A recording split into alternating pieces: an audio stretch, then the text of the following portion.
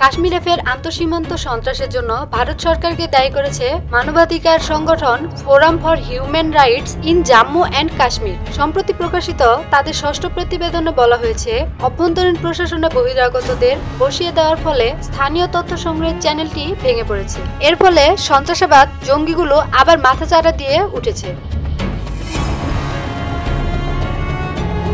প্রতিবেদনে বলা হয়, 2019 সালের 5 আগস্ট সংবিধানের 370 অনুচ্ছেদ বাতিল করে জম্মু কাশ্মীরকে কেন্দ্রশাসিত অঞ্চলে পরিণত করার পর থেকেই কেন্দ্রীয় সরকার প্রশাসনিক নিয়ন্ত্রণ একচেটিয়াভাবে জোরদার করেছে। এর ফলে তৃণমূল পর্যায়ের জনপ্রশাসনের মধ্যে যে যোগাযোগ ছিল তা ছিন্ন হয়েছে।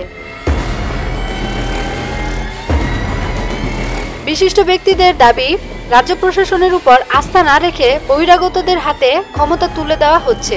ফলে পীর পাঞ্জাল ও চন্দ্রভাগা উপত্যকা অঞ্চল থেকে শুরু হয়ে সন্ত্রাস ছড়িয়ে পড়েছে কাশ্মীর জুড়ে। স্থানীয় জনগণের কাছ থেকে গোয়েন্দা তথ্য না পাওয়ার কারণে পেহেলগামের ঘটনা ঠেকাতেও ব্যর্থ হয়েছে প্রশাসন। প্রতিবেদনে আরো বলা হয়, নির্বাচনের পরেও কাশ্মীরবাসী মনে করে তাদের হাতে ক্ষমতা নেই। আসল ক্ষমতা নির্বাচিত মুখ্যমন্ত্রীর হস্তক্ষেপ এবং উপরাজ্যপালের হাতে চলে গেছে।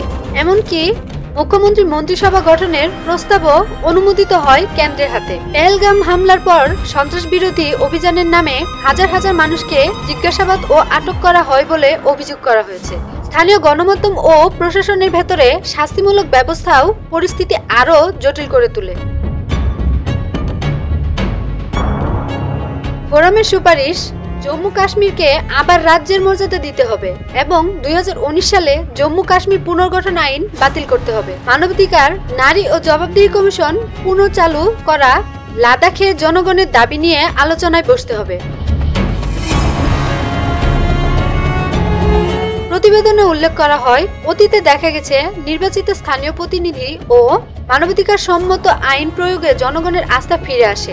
তাই আইনি পথেই কাশ্মীরকে স্বাভাবিকতার দিকে ফিরিয়ে নেওয়া সম্ভব।